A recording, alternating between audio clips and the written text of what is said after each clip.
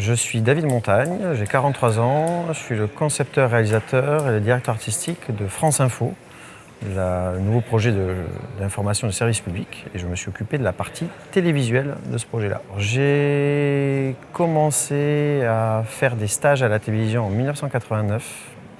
J'étais très jeune à l'époque et je portais des sandwichs et du Coca-Cola à Christophe de Chavannes. Je suis rentré par la petite fenêtre en concours de circonstances pendant les vacances où j'ai rencontré quelqu'un qui m'a proposé de faire un stage. À l'époque, il n'y avait pas de convention de stage, choses comme ça. Il suffisait de connaître quelqu'un. Et puis, je suis rentré là, c'était au but de Chaumont. Et depuis ce moment-là, à chaque fois que j'avais vacances scolaires, je traînais sur les plateaux. De fil en aiguille, j'ai passé mon bac. Et puis, je voulais travailler très rapidement. Donc, j'ai fait un BTS audiovisuel à Bayonne, où j'ai appris le montage. Et il se trouve que j'étais dans une génération, en 92, où il y avait les premiers bancs de montage virtuels qui arrivaient, le montage sur disque dur. Et quand je suis arrivé sur le marché du travail, du coup, j'avais une compétence nouvelle. Et donc, du coup, très rapidement, j'ai beaucoup travaillé. Et c'est par le montage qu'ensuite, je suis passé à la réalisation, 6-7 ans plus tard, où j'ai commencé après à faire mes propres réalisations. À chaque fois que j'aborde un nouveau projet, c'est toujours de la même manière, en fait. Et depuis la première fois où on m'a convaincu que je pouvais faire le job, et quand on m'a donné un projet en papier, parce qu'en général, ça arrive d'un projet papier, une feuille, voilà, on va faire une émission, un divertissement, quelque chose comme ça. Et puis on rentre chez soi et on se dit, il va falloir que la prochaine fois que je vois mes interlocuteurs, que j'apporte des idées et que j'ai un point de vue par rapport au projet qu'on me donne. Et à chaque fois, j'ai toujours fait de la même manière. Je me suis mis sur mon canapé, je regardais mon téléviseur, je me suis dit, qu'est-ce que j'ai envie de voir dans ce rectangle-là? Donc en fait, ce qui sous-tend toujours le même truc, c'est qu'est-ce que je fais de cette histoire-là? Parce qu'il faut d'abord une histoire avant de savoir comment on va la mettre en image et en rythme surtout. Un réalisateur de télévision, il doit travailler en permanence ça, c'est-à-dire le rythme et l'environnement, le cadre dans lequel ça se situe.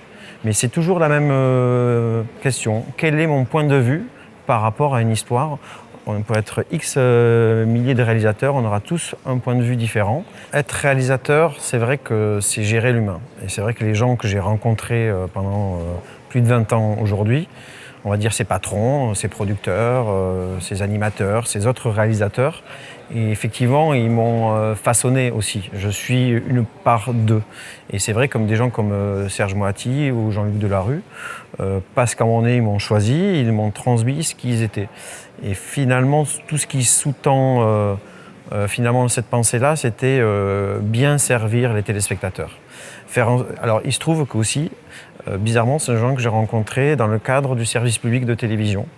Et ils avaient fort cette chose que aussi j'ai, c'est-à-dire à partir du moment où on est en charge, de donner le maximum qu'on peut donner aux téléspectateurs avec les moyens qu'on a.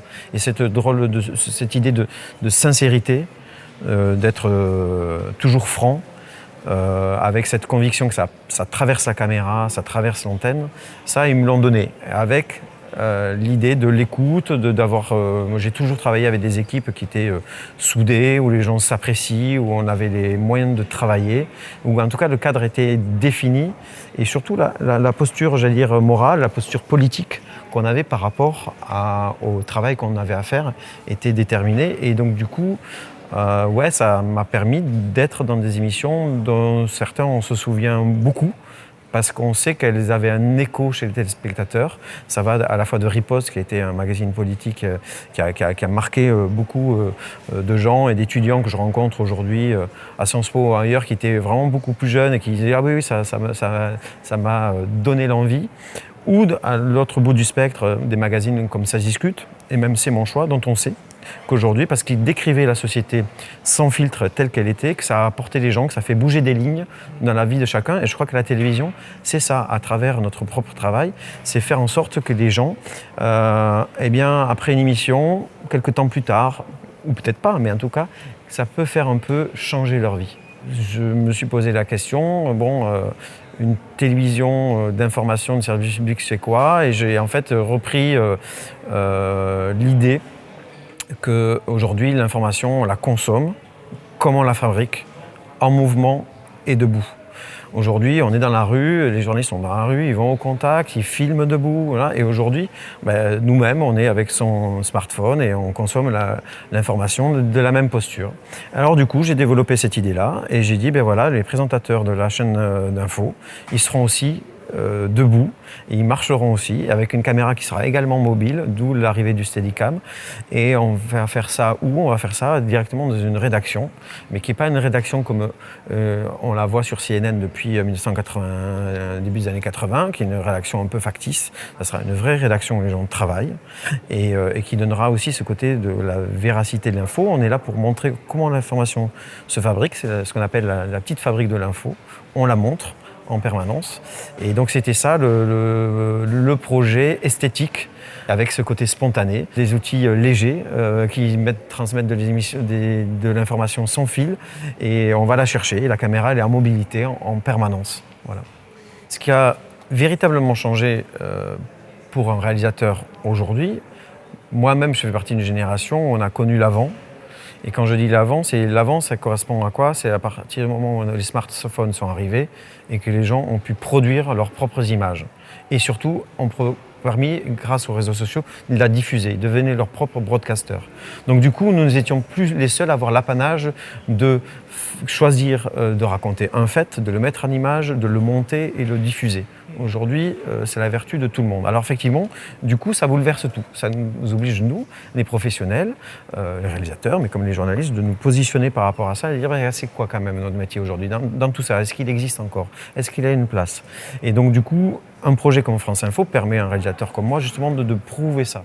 Capter le réel, le rendre, l'analyser, croiser ces informations, ces sources, ce qu'on appelle le journalisme d'une manière générale. Aujourd'hui, on voit bien qu'il a besoin, pour être vivant et avoir une résonance chez les uns et les autres, il a besoin de travailler sans phare. Vraiment. Et on voit très bien, même dans le langage, l'écriture qui rejoint de plus en plus le langage courant. La jeunesse est une priorité pour France Info, mais n'importe quel média. Mais nous, on a pris le système, ce sujet-là un peu différemment. C'est-à-dire qu'on a constitué des équipes qui elles-mêmes étaient à la recherche de ça. Et en fait, France Info, c'est la mixité des générations, c'est la mixité des points de vue. Et donc, du coup, finalement, chaque personne qui est constituante de la rédaction fabrique pour sa génération et pour un type de récepteur. Donc, on n'est pas la chaîne des jeunes et des vieux, on est une chaîne de service public qui nous adressons à tout le monde et on fait en sorte d'avoir des modalités de délivrance de l'information qui correspondent à tous. Donc, nous y a intégré peut-être avant d'autres ces nouvelles formes qui sont des sujets qui se consomment sans le son, qu'on peut voir dans le métro avec beaucoup de graphismes, qui sont plus courts, plus ramassés, une autre façon de faire les choses. Mais si on regarde bien tout ce qui est le spectre France Info, entre la télévision, la radio, le digital, tout le monde s'y retrouve son compte.